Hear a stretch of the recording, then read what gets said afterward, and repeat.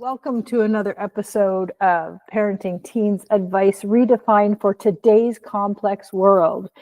And that is going to be key in these next 4 episodes. I'm doing a 4-part series on Adolescence, that Netflix show that everybody is talking about. Binged it this week, and now I'm going back through it because I feel like there's so much in here and everybody is talking about it, and now I know why. So here's your spoiler alert. For the next 4 podcast episodes, I'm going to do each episode from Adolescence. So if you haven't seen it, here's your spoiler alert. Turn it off, go watch it, come back, or just get the review, whatever you like. I have so many comments and questions about this. And I want to say first a disclaimer that whatever I comment on or question, first of all, it's not every kid and it's not every parent, but I feel like there's so many underlying things in this whole series that, you know, we need to really be thinking about, concerned about, even just aware of. And so let's just dive into this. So first I want to say, if you watch it, the accents are so thick that I had to go back and put the closed captioning on. I could not understand 90%. And even just the emotions and the bits and pieces of what you could hear, you could completely get the feeling of what was happening and the emotion of it. But if you want to get the details, just go back and start with your closed captioning. That's the only way I got through the last episode. And now I'm restarting to watch it again because I really have some things to say about this. So again, spoiler alert, if you haven't seen it, turn me off right now, come back later. I won't be offended. So this is a Netflix series. And it's a crime drama about a teenage boy who is accused of murdering a female classmate, and is not based on a true story, but it was based on a series of different disturbing stories that the director or producer, who also plays the father of the boy in this series, he was just getting, I think his quote was, it just hurt his heart, all these stories that were coming out about these young kids, just the cyberbullying, the murders, all the incidents that were happening in school with kids that age. So in the show, this kid is 13. So it starts off where it's like this sleepy town in UK, and it's first thing in the morning, and you know by the way the police first entered the home is clearly there was a very serious offense. So they wound up bursting down the door and like just coming into the house without knocking, telling everybody to get to the floor, looking for the boy, Jamie. They found him in bed. And so, you know, I think we already know, no matter where any offenses happen, if it's not a criminal offense or a violent offense, then the police will knock at the door and ask for the kid or ask for the parents. But they literally went in, like 15 cops busted open the door with that jackhammer thing and went in. So they find Jamie, the kid, in his bed at 6:30 in the morning, and immediately tell him he's arrested for a suspect of murder. And he's 13. And he immediately pees his pants. So we're really seeing the age of this kid and like the absolute fear and trauma that this has already caused for him. And throughout the whole episode, starting right from the beginning, he is always asking for his dad. Dad. His mom's in the house, his sister's in the house. He's always asking for his dad, which I thought, oh, okay. That's something I started, and I wrote notes because I don't want to miss anything. So the arrest and the subsequent interrogation like visibly disturbed the adults around Jamie. So they get into the police car, and you can just see he has a representative there because he's 13, and then of course the police, and you can just feel they're so disturbed by this. Like this, no matter what this kid's done, and clearly they think he's guilty of what it is they're accusing him of, murder. But you can tell it doesn't stop them from really feeling that deep sadness, disturbance that this kid sitting across from them is 13 and could have done what he's been accused of doing.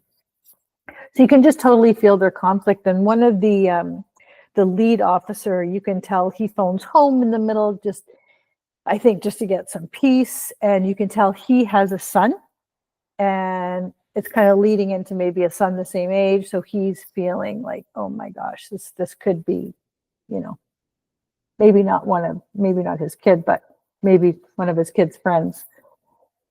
So as I get into the police station, Jamie is now has the option to choose what they called an appropriate adult to be with him during questioning. So he also gets to have a lawyer, but he gets to have an appropriate adult. And he immediately picks his dad. And even his mom says, why did he pick you? And then she learns that Jamie now has to give blood samples. And she says, he hates needles.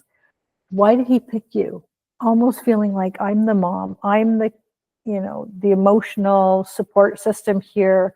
I don't know, just kept picking his dad. Never even questioned it. Never thought about it. It was always dad. And there's this one part in it where they said, the police were talking to each other and they said, oh, how is his dad? And the comment was fine. And then the next question was, how is Jamie when he's with his dad? Which now you're thinking, oh, what does this mean? Is there some kind of, I don't know, subtle suggestion that there could be more to the relationship, that there could be something, I don't know, inappropriate going on? And the whole time, what you're noticing too is Jamie's dad is like, he's there, but something is off. He does not physically comfort his son at any point in time through, I think the episode's like an hour. So through the whole process, he's beside his son. He's encouraging him to eat breakfast. He's, feels like he's supporting, but not physically affectionate at all, until one point where he made his son look him in the eye and promise, did you do it? Tell me the truth right now. And the son said, I didn't do it. And he immediately put his hand on his son's shoulder.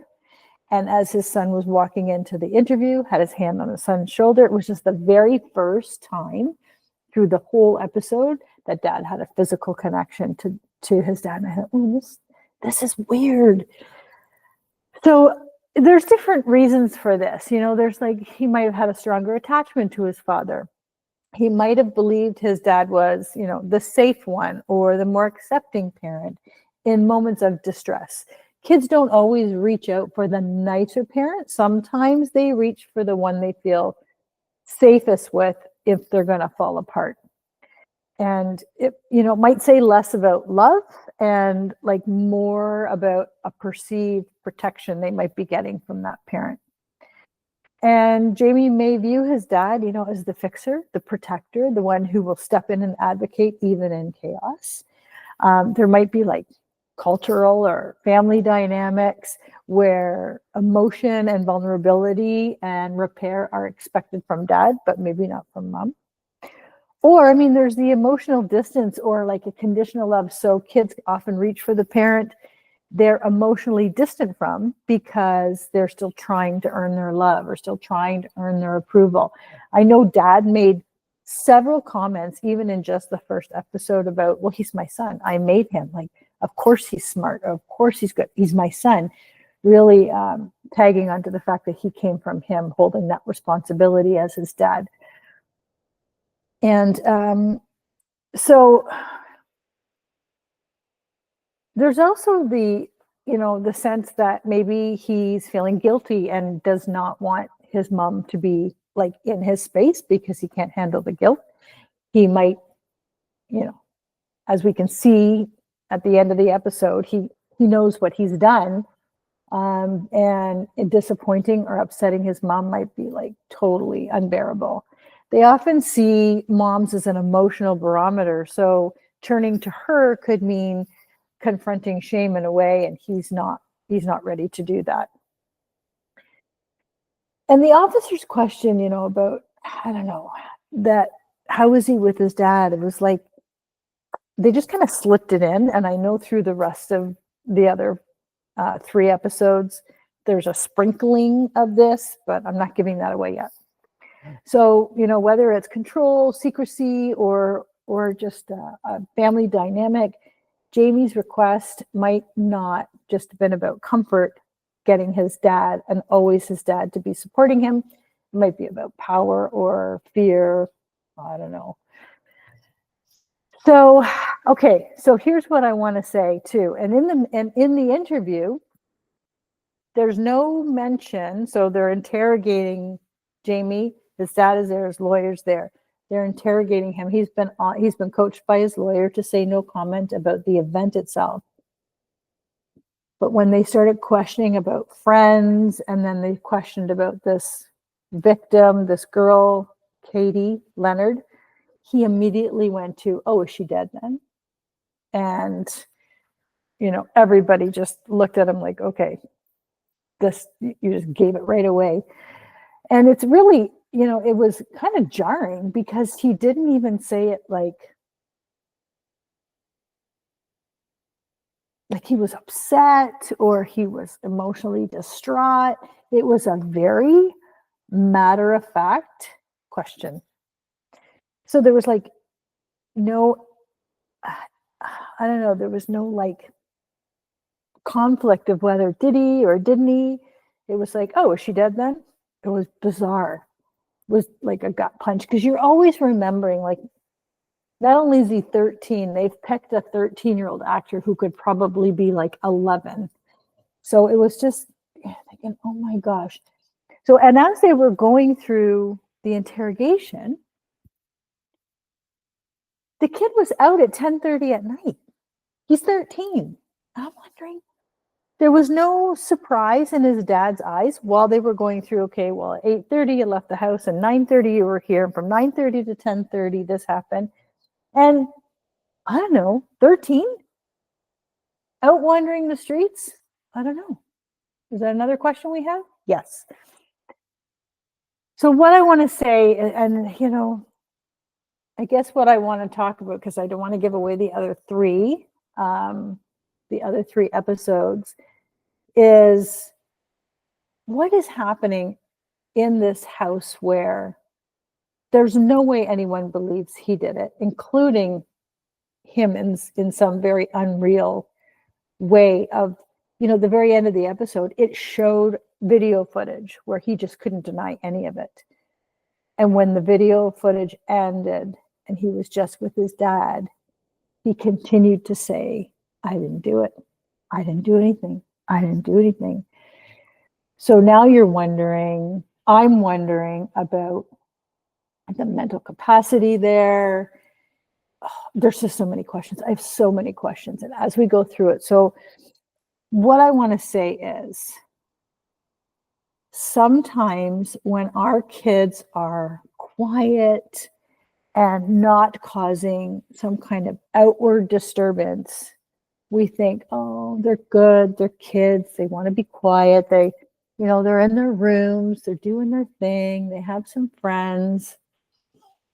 But do we really know what's going on in their room? Do we really know who their friends are? Do we really know where they are and what time they're out and what it is they're doing? Interesting. Anyway, okay, if you're a parent or a caregiver, they also start talking as you go through the other 3 episodes. They talk about masculinity, social media, bullying, pornography.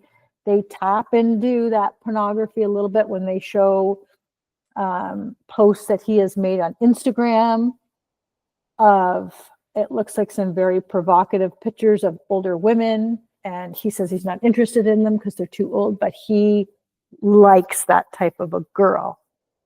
And so he's 13, And he's posting this, and his parents, at this point, from what you can see, have no idea.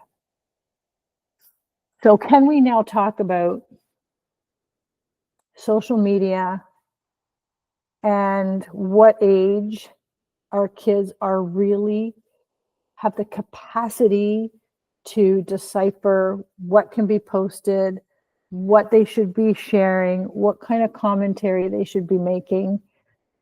I don't know. Is it unreasonable to think 16? I don't think it's unreasonable. I don't know. What do you think? I want to know what you think about this. I want your commentary on even just the first episode. And next week we'll do the second episode and keep going. But I want to know too, like, what questions do you have about this, and what's your observation after you watch it? We just don't know.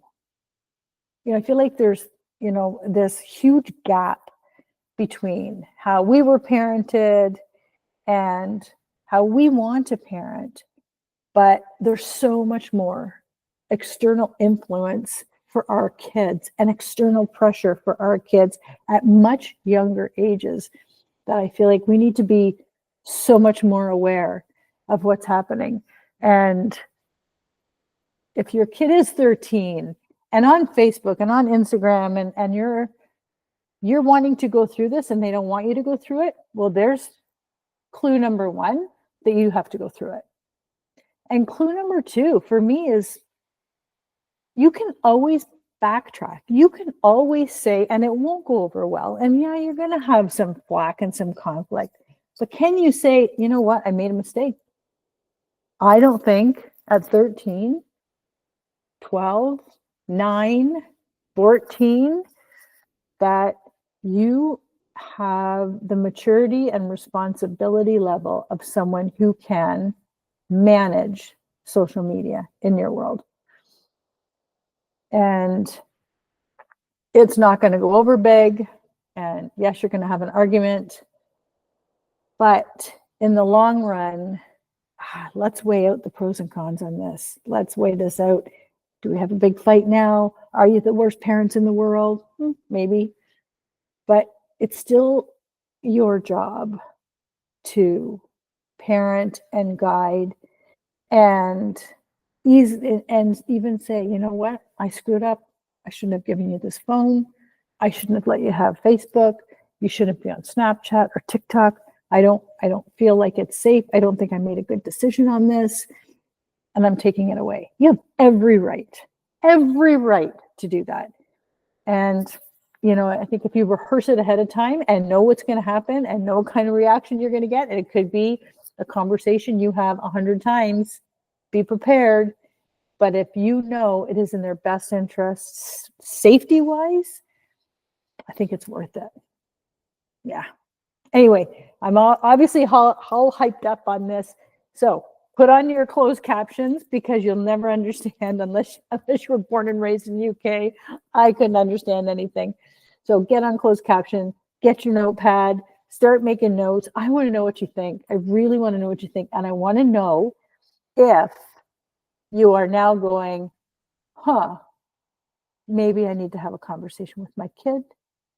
Maybe I need to make some changes. And it gets even worse. So there's more coming.